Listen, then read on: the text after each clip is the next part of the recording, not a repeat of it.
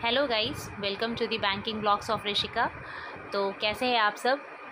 सारे जिन्होंने भी आईडीबीआई एग्जीक्यूटिव का एग्ज़ाम दिया होगा वो अब रिलैक्स फील कर रहे होंगे या फिर नेक्स्ट एग्ज़ाम का प्रिपरेशन कर रहे होंगे, है ना। तो आज मैं जो वीडियो लेके आई हूँ ना, ये one of the most demanding video था अभी, कि बहुत सारे कमेंट्स आ रहे थे कि मैम प्लीज़ बताइए कि इसका मतलब क्या डेट है रिज़ल्ट एक्सपेक्टेड, या फिर इसके अटेम्प्ट्स क्या होंगे। मतलब बहुत ज़्यादा कमेंट आ रहे थे कि आप अटेम्प्ट एटलीस्ट बता दीजिए कि सेफ़ अटेम्प्ट क्या होंगे, ताकि मतलब होता है ना कहीं माइंड में एक श्योरिटी आ जाए कि मेरा चांस है या बस भूल जाऊँ उस रिज़ल्ट को, है ना। तो आज मैं ये वीडियो सिर्फ उसी चीज़ के लिए लाई हूँ कि मैं आपको बता सकूँ कि इसका रिज़ल्ट डेट एक्सपेक्टेड क्या है और अटेम्प्ट्स इसके कितने सेफ़ हैं।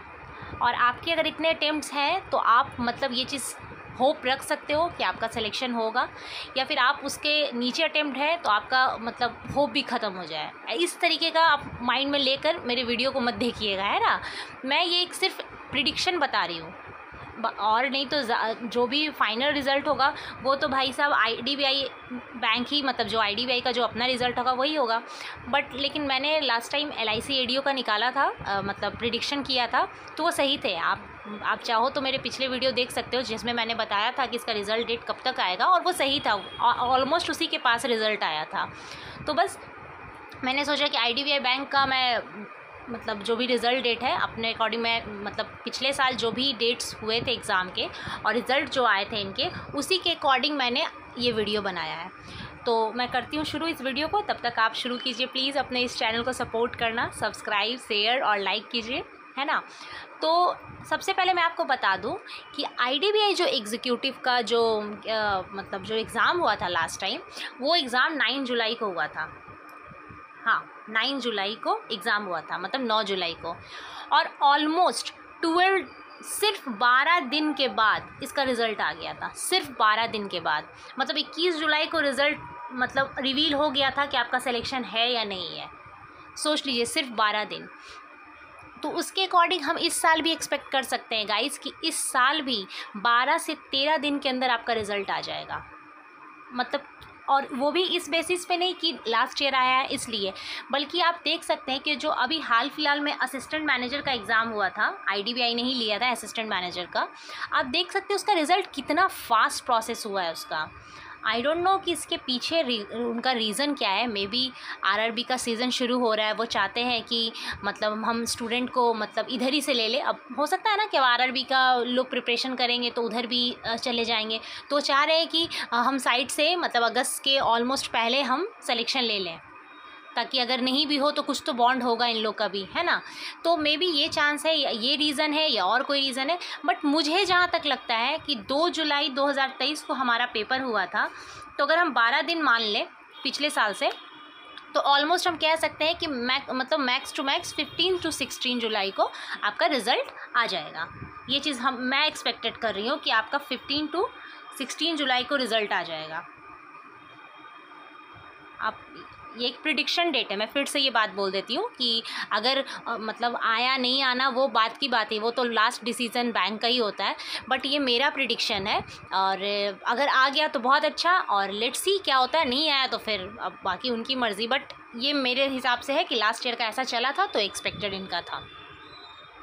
उसके बाद फिर क्या हुआ कि जैसे कि असिस्टेंट मैनेजर का जब इस बार जो एग्ज़ाम हुआ है असिस्टेंट मैनेजर का, उसको भी आप देख सकते हैं, उसके अकॉर्डिंग भी आप ये जज कर सकते हैं कि इस बार कितना फास्ट प्रोसेस हुआ है। मैं तो मतलब एक तो क्योंकि इसमें 2 साल का एक्सपीरियंस मांग रहा था ना, 2 ईयर्स का एक्सपीरियंस होना चाहिए आपका बैंकिंग फाइनेंस में, तो मैंने तो फॉर्म फिलअप नहीं किया था। बट आई वाज शॉक्ड जब कुछ दिन पहले रिज़ल्ट आया, उन्होंने लिखा IDBI assistant manager final result out. मैंने कहा भाई अभी तो फॉर्म ही आया था, फाइनल रिज़ल्ट। तो आप सोच सकते हैं तो आखिर आईडीबीआई तो जाहिर सी बात है अपने एग्जीक्यूटिव वालों का भी ये प्रोसेस बहुत फास्ट करेगी, जस्ट जैसे कि आप देख सकते हैं जो इन्होंने असिस्टेंट मैनेजर का किया।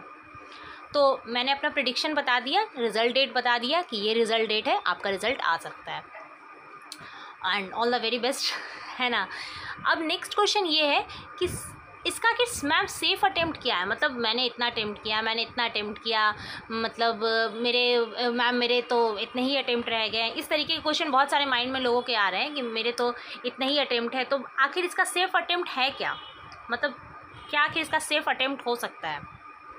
तो मेरे अकॉर्डिंग ऐसा मुझे लगता है कि अगर जनरल अगर आप कैटेगरी से बिलोंग करते हो, अंडर रिजर्व्ड जिसको बोलते हैं, अगर आपकी अटेम्प्ट 125 से 130 हैं और मतलब इससे प्लस जिसको बोल सकते हैं, मतलब ये नहीं कि अब 125 है तो मैम 122 मेरे है, नहीं, मैं ये मतलब इसका वो बता रही हूँ कि मैं रेंज बता रही हूँ।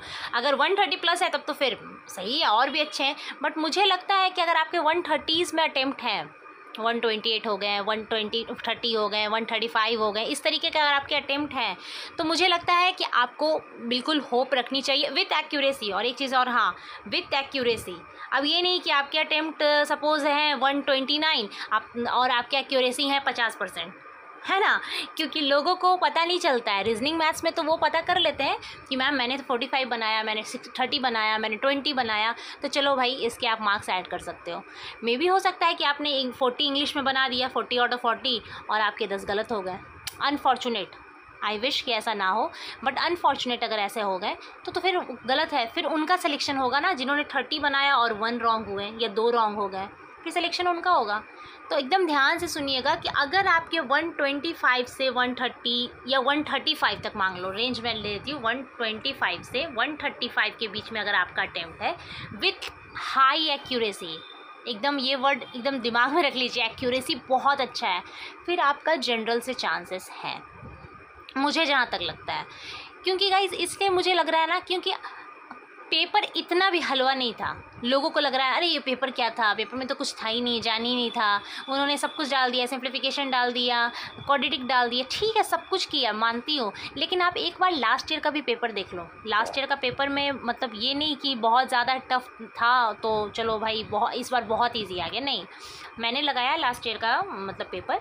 अब जाके एक बार लास्ट ईयर का पेपर ज़रूर अगर लगा लीजिएगा, अगर जिन्होंने नहीं दिया, ऑब्वियसली अगर आपने एग्ज़ाम मतलब दिया है तो लास्ट ईयर का भी पेपर लगाए होंगे, बहुत इजी पेपर था, ऐसा नहीं कि बहुत टफ आ गया था, तो मुझे लगता है।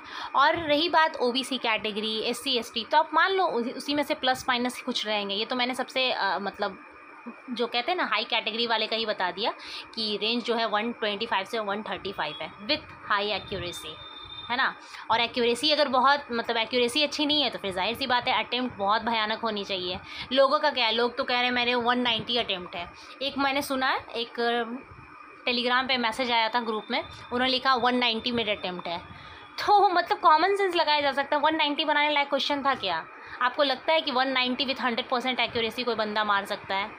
हाँ, अब उनकी लक है कि शायद उनकी सही ज़्यादा हो जाए तो बात अलग है, but it is not possible कि आप 190 क्वेश्चन बनाएं, क्योंकि एक कंपोजिट टाइम था, क्वेश्चन का लेवल भी ठीक ठाक था, ऐसा नहीं था कि एकदम आरआरबी कलर डाल दिया था। तो जाहिर सी बात है समय लगता है। माना कि मतलब कि इजी था क्वेश्चन, बट आप देख सकते हैं कि डीआई कितना कैलकुलेटिव था रीजनिंग का।